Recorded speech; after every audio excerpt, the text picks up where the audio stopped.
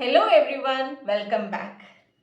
ഇന്ന് നമ്മുടെ പ്ലോട്ടിനെ സംബന്ധിച്ച്, നമ്മുടെ വീടിനെ സംബന്ധിച്ച്, നമ്മുടെ വാസ്തുവിൽ പറയുന്ന കുറച്ച് ഡൂസ് ആൻഡ് ഡോൺസ് ആണ് പറയാൻ പോകുന്നത്.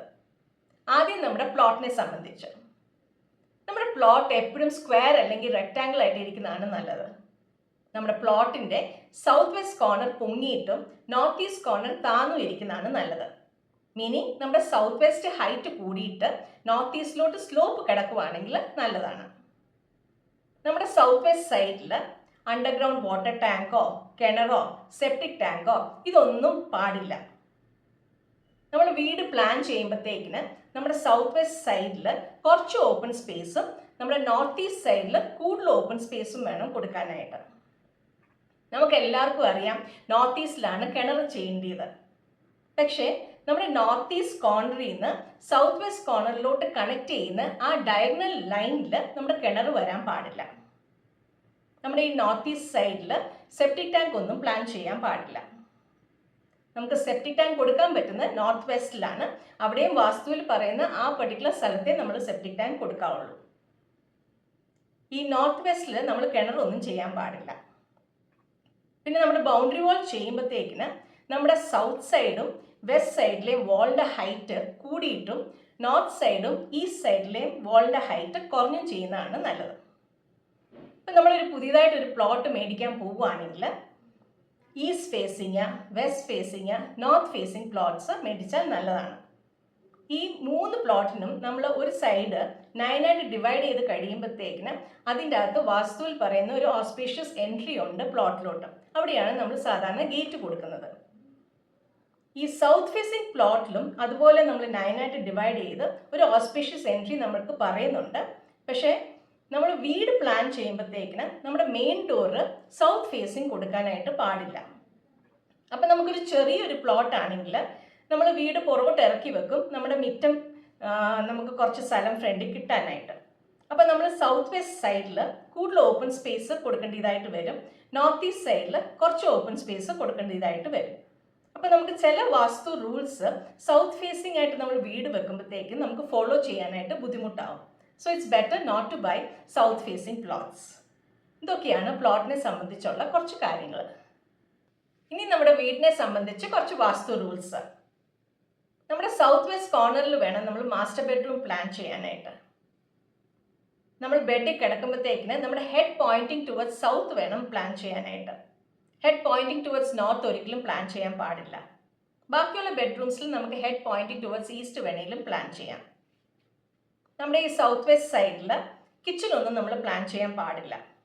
സൗത്ത് വെസ്റ്റ് കോർണറിൽ ബാത്റൂമും പ്ലാൻ ചെയ്യാൻ പാടില്ല.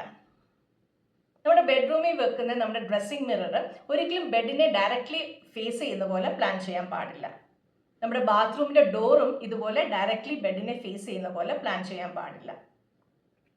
നമ്മുടെ ബാത്റൂമിൽ കൊടുക്കുന്ന നമ്മുടെ ടോയ്ലറ്റ് സീറ്റ് എപ്പോഴും നോർത്ത് സൗത്ത് ഡയറക്ഷനിൽ വേണം നമ്മൾ പ്ലാൻ ചെയ്യാനായിട്ട്. നമ്മൾ ടോയ്ലറ്റ് സീറ്റിൽ ഇരിക്കുമ്പോഴത്തേക്കിന് നോർത്ത് ഫേസിങ് അല്ലെങ്കിൽ സൗത്ത് ഫേസിങ് പ്ലാൻ ചെയ്യാം. ഒരിക്കലും നമ്മുടെ ടോയ്ലറ്റ് സീറ്റ് ഈസ്റ്റ് വെസ്റ്റ് ഡയറക്ഷനിൽ നമ്മൾ പ്ലാൻ ചെയ്യാൻ പാടില്ല.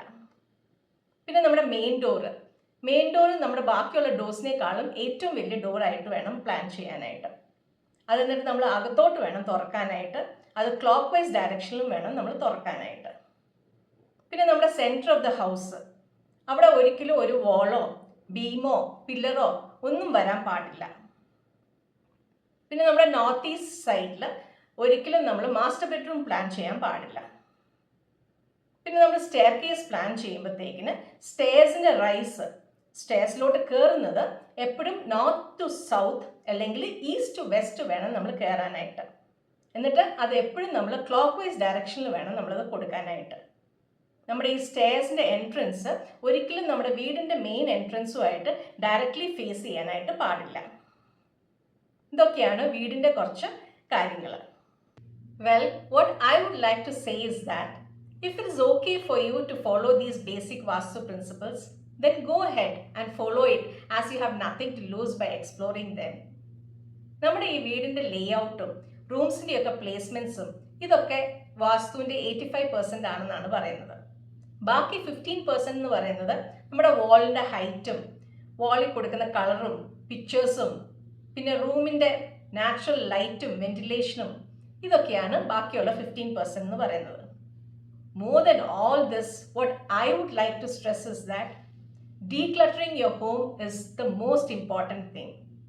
നമ്മളൊരു റെഗുലർ ബേസിസിൽ ഒരു 6 months കൂടുമ്പോഴത്തേക്കിന് ഒരു ഡീപ് ക്ലീനിങ് ചെയ്ത് നമ്മുടെ വീട് എപ്പോഴും ഡീക്ലട്ടർ ചെയ്യുക. From your loft area, from your basement, from your cupboard, from your work area, kitchen cabinets, എല്ലാ സ്ഥലത്തു നിന്നും നമ്മൾ ഡീക്ലട്ടർ ചെയ്യുക. നമുക്ക് എല്ലാവർക്കും ഒരു ഹാബിറ്റ് ഉണ്ട്, നമ്മൾ ഒരു സാധനവും കളയത്തില്ല, നമ്മളെല്ലാം വെച്ചുകൊണ്ടിരിക്കും, പിന്നീട് നമുക്കതൊരു യൂസ് ആകുമെന്നും പറഞ്ഞിട്ട്. Never do that. ഒരു 1 year നമുക്കത് യൂസ് വന്നില്ലെങ്കിൽ ജസ്റ്റ് ഗീവ് ഇറ്റ് അവേ. അങ്ങനെ നമുക്ക് ഡീക്ലട്ടർ ചെയ്യാനായിട്ട് പറ്റത്തുള്ളൂ. Only then you will have a very positive flow of energy in your home.